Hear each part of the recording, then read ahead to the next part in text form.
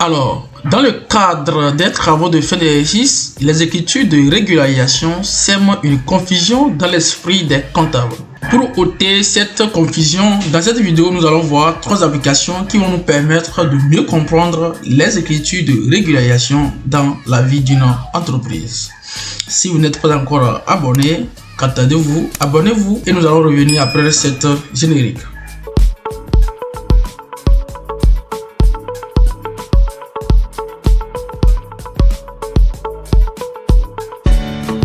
Alors, une fois encore, soyez les bienvenus sur la chaîne YouTube du Centre d'application mobile. Dans l'ancienne vidéo, nous avons déjà vu pourquoi il faut passer les écritures de régularisation dans la vie d'une entreprise et nous avons défini les mots-clés qui dérangent certains comptables le jour de l'entretien. Il s'agit des écritures de régularisation, des charges à payer, une charge constatée d'avance, les produits à recevoir, une facture non parvenue. Et ensuite, nous avions commencé à traiter l'application numéro 1. Nous avons déjà traité l'opération du 5 décembre 2024.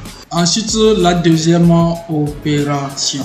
Donc, dans cette vidéo, nous allons continuer avec les autres opérations. L'opération suivante, on nous dit l'entreprise a expédié un lot de marchandises. Le prix est de 9 600 000 OTAS à son client Bon Business. Avec les congés de fin d'année, la facture n'a pas encore été établie et envoyée au client jusqu'au 1er janvier 2025. Donc ici, il s'agit de la facture à établir.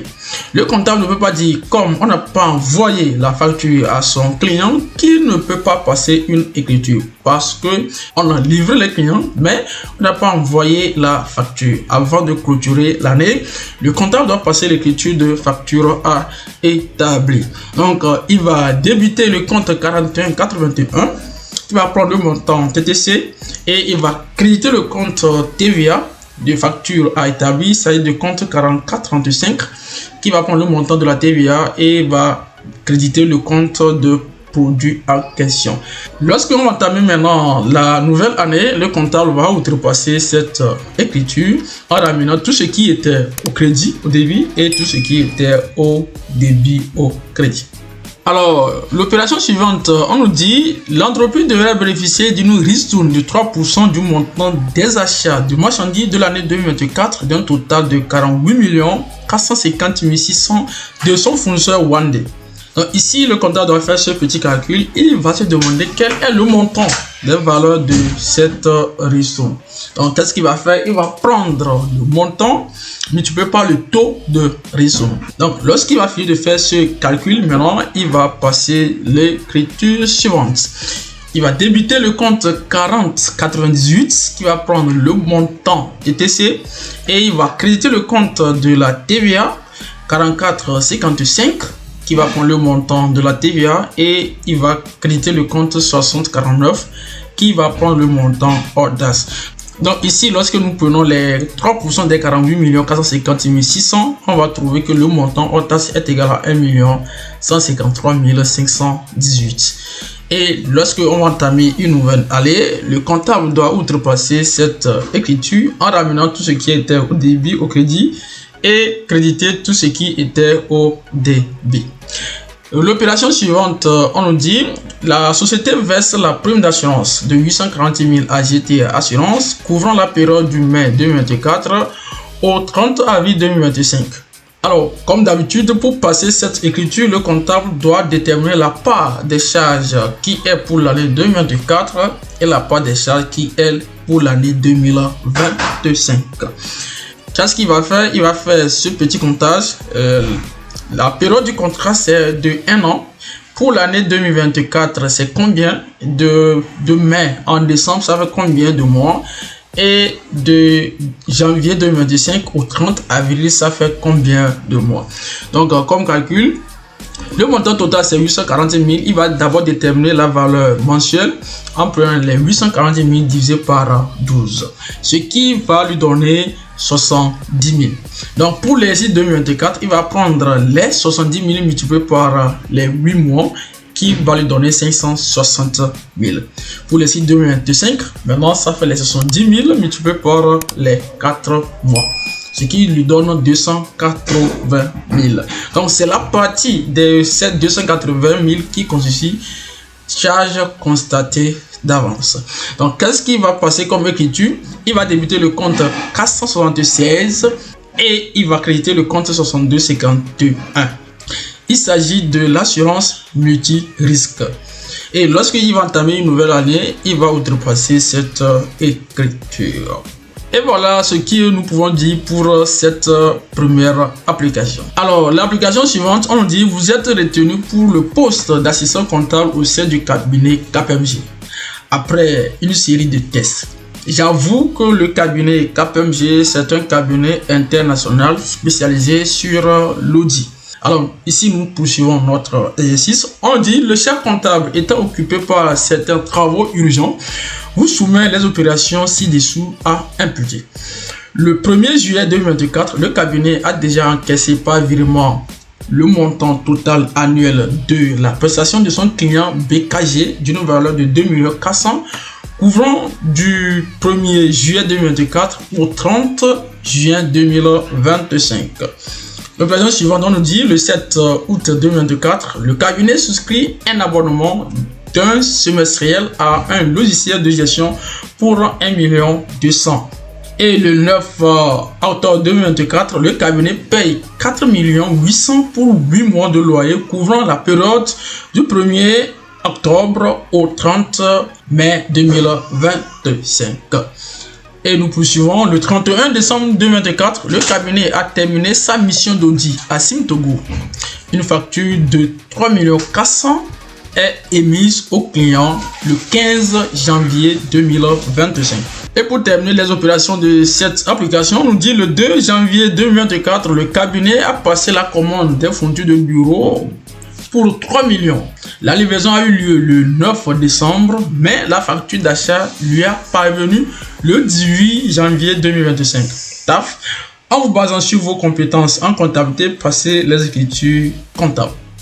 Alors voici la deuxième application qui va nous permettre encore de mieux comprendre, d'approfondir en tout cas nos connaissances sur les écritures de régularisation. Sans plus tarder, nous allons entamer la phase de la correction. La première opération nous dit le cabinet a déjà encaissé par virement le montant total annuel de la prestation de son client BKG d'une valeur de 2 400 000 couvrant du 1er juillet 2024 au 30 juin 2025. Alors ici, c'est un contrat qui lie le cabinet avec son client. Et le cabinet a encaissé l'argent avant de terminer son contrat. Alors, qu'est-ce qui va se passer? Le comptable doit faire ce petit calcul.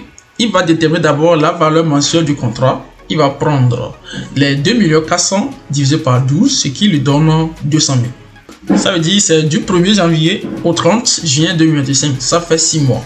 Donc, cette partie constitue un produit constaté d'avance. Donc, il va prendre les 200 000 multiplié par 6, ce qui lui donne 1 200 000.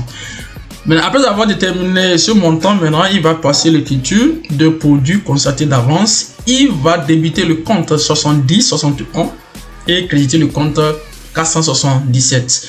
Les deux vont prendre 1 200 000. Lorsqu'ils vont entamer l'année 2025, maintenant, il va outrepasser cette écriture rapidement en ramenant tout ce qui était au débit au crédit et créditer tout ce qui était au débit. Le cabinet souscrit un abonnement d'un semestriel à un logiciel de gestion pour 1 200 000. Donc ici, le cabinet a souscrit le 7 août 2024 et puis c'est semestriel. Donc le comptable va faire ce petit comptage. Quelle est la partie de cette charge qui couvre l'année 2024 et quelle est la partie qui couvre l'année 2025. Donc comme nous disons c'est semestriel, ça veut dire c'est 6 mois. Il va d'abord déterminer le montant mensuel en prenant les 1 200 000 divisé par 6, ce qui va donner 200 000. Donc la partie de 2025 constitue une charge constatée d'avance. Donc pour l'année 2025, il s'agit d'un mois. Qu'est-ce que le comptable va faire? Il va passer l'écriture de charge constatée d'avance. Il va débuter le compte 476 et il va créditer le compte 2131. Il s'agit d'un logiciel. Le montant c'est 200 000. Le jour où il va entamer l'année nouvelle, ils vont outrepasser cette écriture. L'opération suivante, on nous dit le cabinet paye 4 800 000 pour 8 mois de loyer couvrant la période du 1er octobre 2024 au 31 mai 2025. Donc pareil, il va faire le petit comptage, hein. Il va déterminer le montant du local mensuel en prenant le montant total versé divisé par les 8, ce qui lui donne ici 600 000. Donc la partie de 2025 compte ici une charge constatée d'avance. Donc il va passer l'écriture de charge constatée d'avance pour le loyer. Il va débiter le compte 476 et créditer le compte 62 22. Et lorsqu'ils vont entamer une nouvelle année, il va outrepasser cette écriture. L'opération suivante, on nous dit le cabinet a terminé sa mission d'audit à Sim Togo. Une facture de 3 400 000 francs est émise au client le 15 janvier 2025. Ça veut dire ici, il s'agit d'une facture à établir. Le cabinet a terminé sa mission jusqu'au 31 décembre, mais ils n'ont pas pu émettre la facture à leur client. Le comptable de ce cabinet ne peut pas rester la main croisée sans rien faire. Il doit passer l'écriture de facture à établir. Donc, il va débiter le compte 4181 et créditer le compte 7061. Lorsqu'il va entamer une nouvelle année, il va outrepasser cette écriture en ramenant tout ce qui était au débit au crédit et créditer tout ce qui était au débit. Bien, le jour où ils vont émettre cette facture, là, il va passer l'écriture de la vente proprement dite en faisant quoi? En débitant maintenant le compte du client et créditer le compte du produit en question. Donc il s'agit ici de 4111 au crédit de 7061. Et ici c'est facture de prestation à leur client. L'opération suivante, on nous dit le 2 décembre 2024, le cabinet a passé la commande des fournitures de bureau pour 3 millions. La livraison a eu lieu le 29 décembre, mais la facture d'achat lui a parvenu le 18 janvier 2025. Donc ici, le comptable doit savoir qu'il s'agit d'une facture non parvenue. Il va débiter le compte de 6047, il s'agit des fournitures de bureau, et créditer le compte du fournisseur 4081.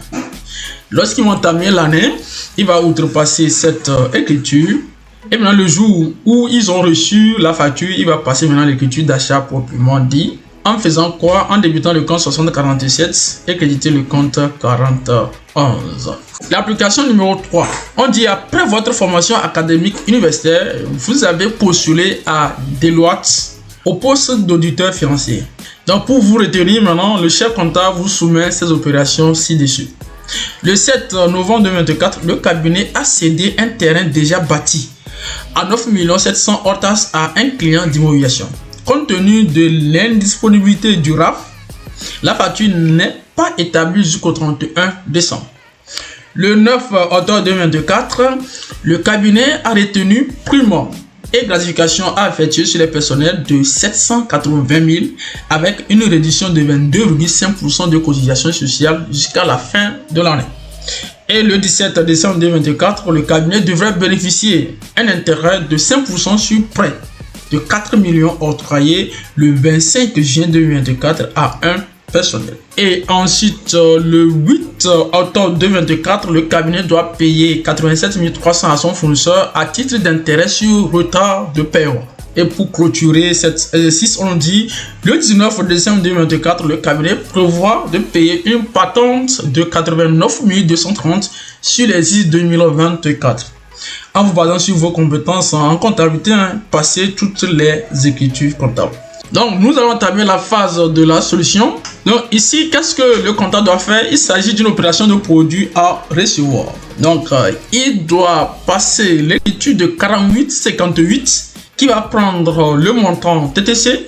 Il va créditer le compte 44,35 et créditer le compte 22,21. Le compte 22,21 va prendre le montant OTAS et le compte 44,35 va prendre le montant TVA et le compte 48,58 va prendre le montant TTC. Lorsqu'ils vont entamer la nouvelle année, ils vont outrepasser cette écriture en ramenant tout ce qui était au crédit au débit et créditer tout ce qui était débité. L'opération suivante, on dit le 9 octobre 2024, le cabinet a retenu prime et gratification à effectuer sur les personnels de 780 000 avec une réduction de 22,5% de cotisation sociale jusqu'à la fin de l'année. Alors, pour éviter que la vidéo soit trop longue, nous allons revenir à la prochaine séance. Sur ce, Nous vous disons merci, merci et à plus.